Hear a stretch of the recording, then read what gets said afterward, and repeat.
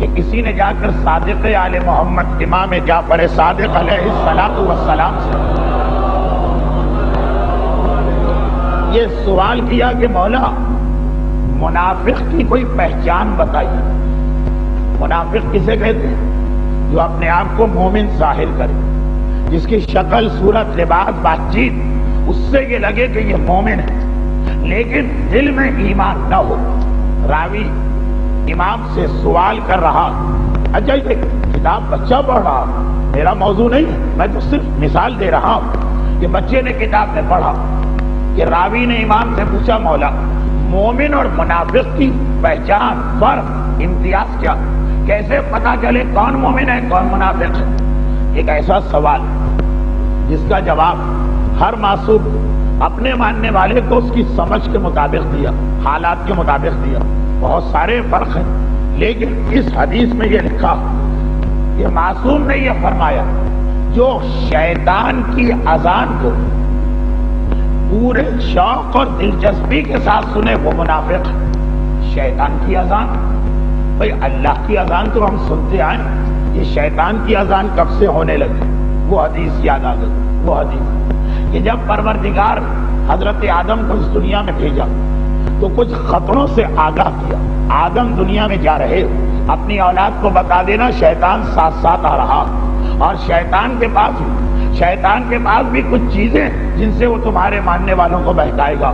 سنو، ایک اذان میری ہے جو لوگوں کو نماز کے لیے بلائے گی، ایک اذان شیطان کی ہے جس کا نام ہے خینا، جس کا نام ہے گانا، جس کا نام ہے یہی سنگنگ اور سانگ، یہ ہے شیطان کی اذان۔ بس حضرت آدم کی حدیث، معصوم کا جملہ کہ منافق کی پہچان یہ کہ وہ گانے کو بڑے شوق سے سنا کرتا ہے، بلکہ اگلا جملہ تو حدیث کے اندر انتہائی اہم۔ معصوم نے فرمایا کہ خینا یعنی گانا تو وہ آواز ہے کہ اگر کوئی مومن حقیقی بھی ہو اور مسلسل خنا سنتا رہے تو منافق بن جاتا، اس لیے کہ ان الخنا ینبت النفاق کما ینبت الماء الزرع، یہ امام معصوم کا فرمان۔ اور کون سا امام جس کا لقب ہی صادق ہے، دشمنوں نے جس کی سچائی پہ کبھی شک نہ کیا تو ماننے والا کیسے شک کر سکتا ہے؟ وہ امام کہہ رہا کہ گانا یا خنا یہ تو وہ چیز ہے کہ اگر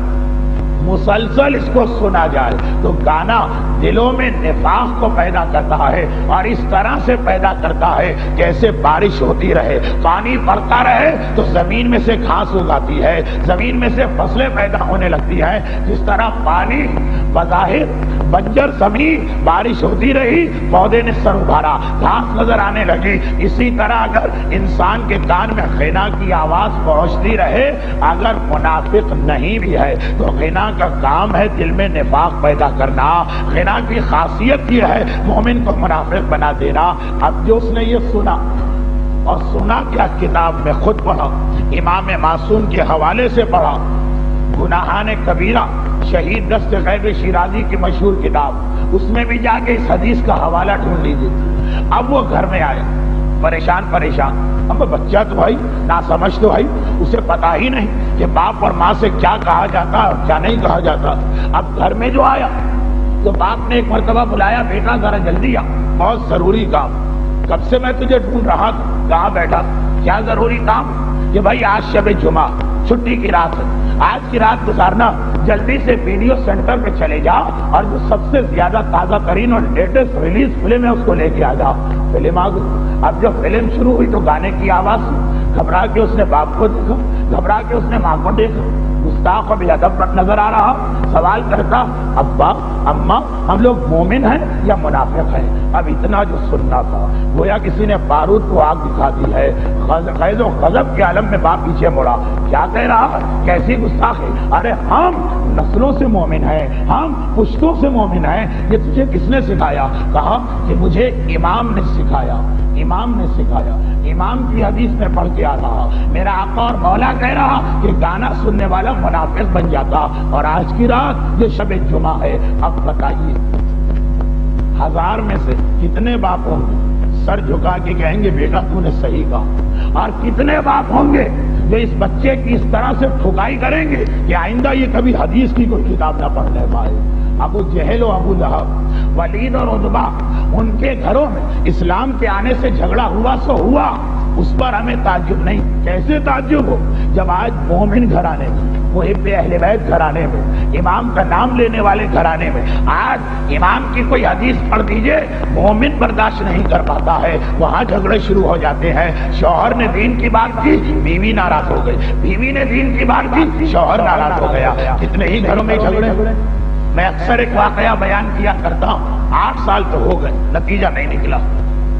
شادی ہوئی، شادی کے بعد کچھ عرصے تک بیوی خوش کہ مجھے بالکل صحیح شوہر ملا، مگر پھر شوہر گمراہ ہو گیا۔ اور کیا گمراہ ہوا؟ اس نے داڑھی رکھ لی، بیوی گھر چھوڑ کے میکے چلی گئی، اور آج تک کہہ رہی کہ گھر میں یا داڑھی رہے گی یا میں رہوں۔ بیوی اور داڑھی ایک ساتھ جمع نہیں ہو سکتے۔ لیکن جھگڑا کب شروع ہوا؟ جب تک وہ داڑھی منڈواتا تھا اور یزید کے طریقے پہ چلتا تھا تو کوئی اعتراض نہیں، لیکن جب اس نے امام معصوم کی سنت پر عمل کیا، بیوی کو اعتراض ہو گیا۔ کتنے ہی گھرانے ایسے ہیں کہ عورت پردہ کر رہی ہے اور شوہر پہلے بے پردہ تھا، شادی کے وقت بے پردہ تھا، شوہر بھی بڑا خوش کہ واقعا مجھے ویسی بیوی ملی جیسے چاہیے، لیکن بعد میں بیوی بہک گئی، سر پہ حجاب ڈال لیا، سر پہ چادر ڈال لی، اور حالت یہ ہو گئی کہ اب شوہر کہتا ہے کہ یا چادر اتارو یا میں تمہیں طلاق دیتا ہوں۔ جھگڑا کب شروع ہوا؟ جب تک دشمنان اہل بیت کا طریقہ ہمارے گھرانوں میں رہا کوئی جھگڑا نہیں تھا۔ شوہر بیوی سے راضی، بیوی شوہر سے راضی، باپ اولاد سے راضی، اولاد باپ سے راضی۔ لیکن جہاں واقعاً صحیح اسلام آ گیا، جہاں پہ واقعاً دین کی پابندی شروع ہوئی، وہاں پہ جھگڑا ہو گیا۔ یہی بات اور ذرا بڑے پیمانے پہ دیکھ لیجیے، جب تک دشمن اسلام حکومت کر رہا ہے ایران میں، شاہ ایران سے کسی کو اعتراض نہیں، سب راضی، سب خوش ہیں، کسی کو اختلاف نہیں۔ اور جہاں پہ صحیح اسلامی انقلاب آ گیا، اب دنیا ایران کی دشمن نظر آ رہی ہے، تو چاہے ہمارے گھروں کا مسئلہ ہو اور چاہے ساری دنیا کا مسئلہ ہو، بات یہی ہے کہ اسلام کے بنیادی اصول ان پر مصالحت ممکن نہیں ہے، اور دنیا یہ سمجھتی ہے کہ اسلام سلامتی کا مذہب ہے، تو اس کا مطلب کیا ہوا؟ واجبات بھی چھوڑ دیے جائیں، حرام بھی انجام دیے جائیں، باطل کو حق مان لیا جائے، ظلمت کو نور تسلیم کر لیا جائے۔ بس یہ نہیں ہو سکتا۔ اگر اس مسئلے پر اسلام مصالحت کرنے کو تیار ہو جاتا تو حسین کو کربلا جانا ہی نہ پڑتا۔ بس اس ایک مسئلے پہ اسلام مصالحت کرنے کو تیار نہیں۔ قل یا ایھا الکافرون کا آخری پیغام یہی، لکم دینکم ولی دین۔ یہ نہ کہنا کہ ہم باطل کو حق مان لیں، 1 سال تمہارے خداؤں کی عبادت ہو تو 1 سال ہمارے خدا کی، یہ نہیں ہو سکتا، یہ نہیں ہو سکتا۔ اصولوں کی بنیاد پہ کوئی مصالحت نہیں۔ جھگڑا ہوتا ہے تو ہوتا رہے، اختلاف ہوتا ہے تو ہوتا رہے۔ ہاں، اسلام کا ماننے والا اپنی طرف سے کوئی جھگڑا شروع نہیں کرے گا، لیکن جھگڑا اس پہ مسلط کیا گیا تو اسلام کی خاطر وہ ہر قربانی دینے کو تیار ہوگا۔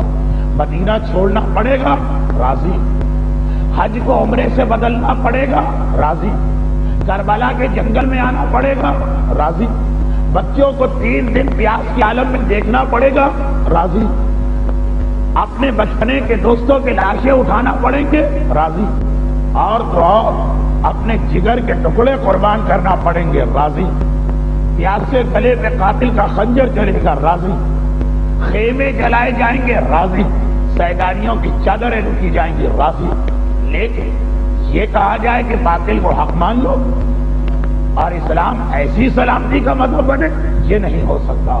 اصولوں کا معاملہ تو ایسا کہ اس کی خاطر حسین اپنے اکبر جیسے بیٹے کو قربان کر دے۔ ذرا دیکھیے، یہاں اسلام کی بات آتی ہے، اسلام کتنا قیمتی ہے۔ اسلام کی خاطر ہر ایک کو قربان کیا جا سکتا ہے، اسلام کو کسی پہ قربان نہیں کیا جا سکتا۔ کیا یہ اسلام کی اہمیت نہیں؟